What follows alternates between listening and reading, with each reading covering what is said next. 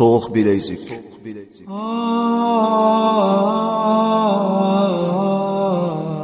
Nahayet şefkatlik ve mihriban Allah'ın ismi bilen başlayman. Esselamu aleyküm ve rahmetullahi ve berekatuhu. Tövende İslam çakarlar grup tayyorlagan hicret tarixlaridan Soğuk bilezik degan eserini anlatışını başlaymiz.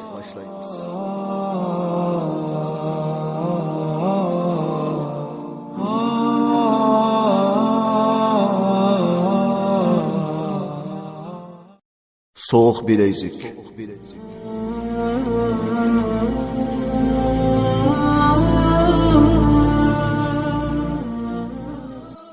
24. kısım. Men yığılap uzun yol yürüdüm. Namaz şam vaqti hem ötüp ketdi. Yenimdeki pulning barligini hem unutib qaptiman. Men qattiq qayg'urish bilan yig'lab hayotimga kayib atatdim. Bu kecha men butkul hayotimni bir-birlab ko'z oldimdan yig'lab turib o'tkazdim. Men mengib soat 12larda dal Buxoriy masjidiga kelib qaptiman. Bu men 25 ringit qarz olgan masjid edi.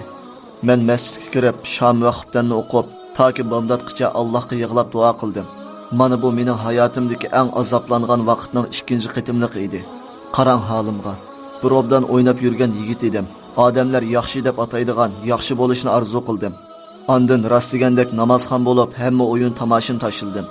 Ammo men hayotimda haroq, tamaka yoki pul tikib qimor o'ynab boqqan emas. Faqat yomon bolalar bilan aralashatdim. Ammo men hozir yaxshi bo'ldimmi yoki yomon bo'ldimmi? Hozir mening o'rnim eng tuvan bo'lib, masjidlarda pul tilab yurdim. Hatto hayotimni Rabbim uchun atsam, sen musulmon emas deb masjiddan qo'g'landim. O'z millatimning oldida seskinildim. Bir qacha lag'man berishga yaramay qoldim.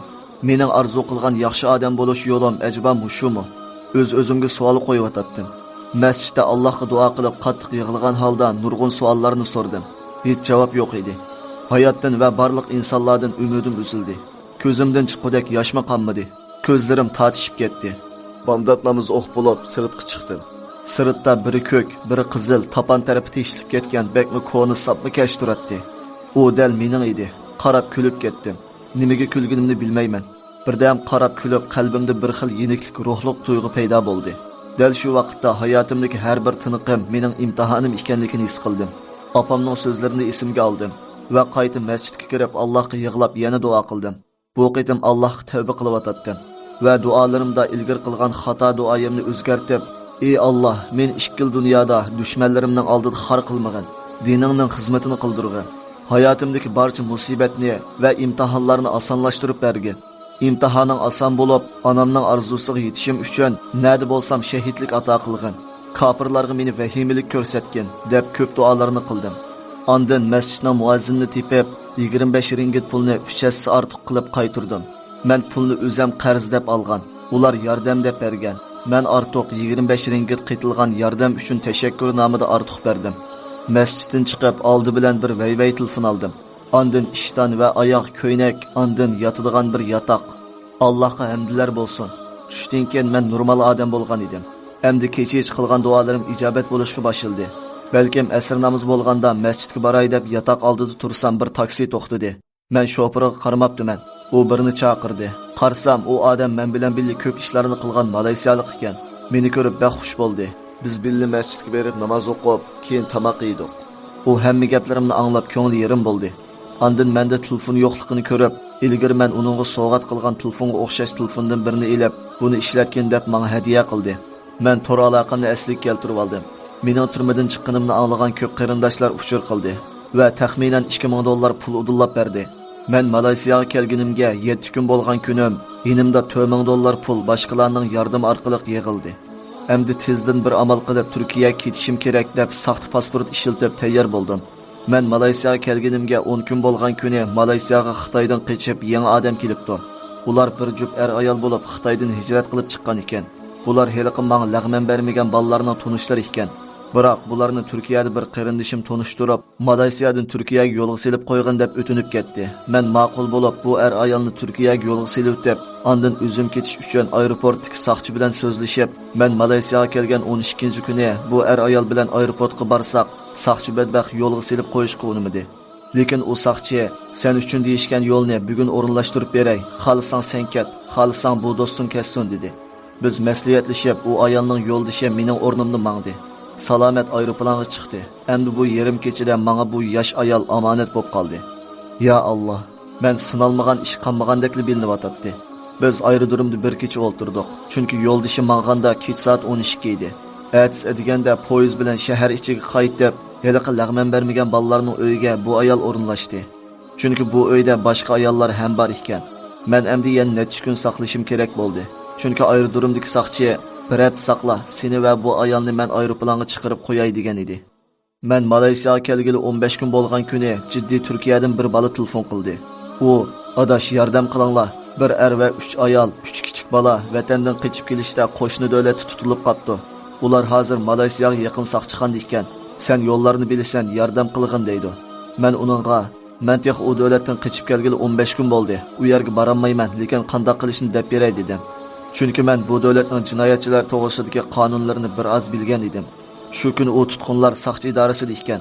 Ularni ertasi sotga olib, sotdan turmaga olib o'tdi. U turma mendel kepillik chiqqan turma bo'lib, vahshiy yomon turma edi. Har kuni jinoyatchilar yotoqqa kirganda yalang'och qilinib, ondan yotoqqa ilib kirilatdi. Boshqalardan anglsam, tutqunlarning orasida 7 yoshli bir o'g'il bola bo'lib, bu bolami ayollar bilan birga bir turmaga solinibdi. Men turmadagi vaqtda jinoyatchilarning deb berishicha, ayollarni har kun yotoqqa ekirgicha yalang'och qilib ekirdiganligini bilgan. Bularni o'ylab har qanday ishdan bu ishni muhim bildim. Va men 17 kuni Malayziya qo'shni davlatga yaqin bo'lgan chegaraga keldim. Biz bir balni shu turmaga berishga o'rinlashtirdik. Ammo bu bola 2 kun turmaning oldida yurib, hech ishni aqtirolmadi. Keyin yana bir odamni avatdik. U mu ishni qamlashtira olmadi. Amaliyotda bu tutqunlarni sotlanish jarayonida kepillikka ilib chiqishga yoki sotqa jariman to'lab turmadan saqchixonaga yutkashga, ondan saqchixonadan ilib chiqishga bo'ladi. Biz avatgan odamlar ishlarni qamlashtira olmadi. Shuning bilan men chiroyimni o'zgartdim. Hatto meni yaqin do'stimni toniyamas bo'ldi. Men bu davlatga, ya'ni turmadan qalandar shaklda chiqib, nurg'un qiyinchilik bilan qochib tutilgan davlatga chegara tomlaridan ortilib o'tib keldim va turmaga tutqunlarni yo'qlab bordim. 3 kun yo'l mengib, advokat orqali sotda jariman to'lab turmadan chiqadigan rasmiyatlarni bitirdim. Dal bu kun menga kepillik chiqqili 29 kun bo'lgan kun edi. Tutqunlarni dushanba sotga qayta ekilib, ondan jariman to'lagandan keyin turmadan qo'yib beradigan bo'ldi. Ondan saqchixonadan ilib ketadigan bo'ldim. Men ahvolimni bilgachga bu davlatda uzun tursam bo'lmaydi. Shunga juma kuni Malayziyaga ketib saqlashni plan tuzib, juma etigan tong atqizdim. Ammo shu vaqtda bu davlatda boshqa turmalarda tutqun muhojirlarmi bo'lib, ularni shu vaqtda 10 kishini bir saqchixonaga yutkazdi ekan. Bu bolalar telefon qilibdi. Bizni qutqizsanglar dedi. Men Tunus saqchilarga telefon qilib, bu 10 odamni 30 ming dollarga bu davlat bilan Malayziya o'rtasidagi ma'lum bir o'ringa ekilib berishni so'zlashdim. Saqchi bolalarni tushdan keyin soat 4 ga ekilib beradigan bo'ldi. Men soat 2 bilan bu davlatning mashinaning keyni o'rindiqning oralig'ida yetib, chegaradan o'tib Malayziya bilan u davlatning orasidagi cho'ng talla bozorida saqlab turdim. Bu yer ikki davlatga o'rtaq bo'lib, ikki chegaraning oraliqi edi. Bu yerda cho'ng talla bozor bor edi. Men talla bozorida saqlash jarayonida yenimdagi pulni almashtiray deb, pul almashtirgan o'rinda o'chira turib o'tatdim. Biri menga baq qarab ketdi. Hatto meni rasmga tortdi. Men u kishini bir ko'rganda qildim-yu, lekin esliyammadim. Aslida u ilgari meni chegarada tutgan saqchilarning biri bo'lib, meni Malayziya chegarasiga ekilib bergan. Men ularga o'ttir barmoqimni chiqargan saqchi ekan. Bu kafir meni tunib qopti. Menga pul almashtirish navbati kelgan edi. Keynimdan biri "Qo'lingni ko'tar" deydi. Men qarasam, keynimda to'liq qurollangan yuzlar etiq qor kiyimlik saqchilar ekan. Ular alayda atras saqchilar edi. Balkim 20 dek saqchi hammasi menga qo'llaridagi ilg'or qurollarini tanglab turibdi. Bular menga ismimni atab "Sen shumi?" deydi. Men "Ha, nim bo'ldi" desam, qo'lida mening rasmim bor qog'ozni ko'rsatib, "Sen mushu shumi?" deydi. Men "Ha, sana nima lozim? Nim bo'ldi" desam, "Biz chegara alayda qism saqchilari" deydi. Qarasam, ularning kiyimida biror davlatning bayrog'i yo'q ekan. Men "Sizlar qaysi davlat saqchilari?" deb so'rsam, ular men turmadan kepillik chiqqan davlatning saqchisi ekan. Men ularga "Bu degan Malayziya, meni tutolmaysizlar, men davlatinglardan chiqib ketib bo'ldim" desam, hammasi qurollarini taraq-taraq qilib betlashdi va "Og'zingni yum, o'ltir, qo'lingni ko'tar" dedi. Men o'ltirdim. Beshimga bir qor xaltini kiydirdi va qo'llarimga odatlanib ketgan sovuq bilezikni yarashtirib silib qo'ydi.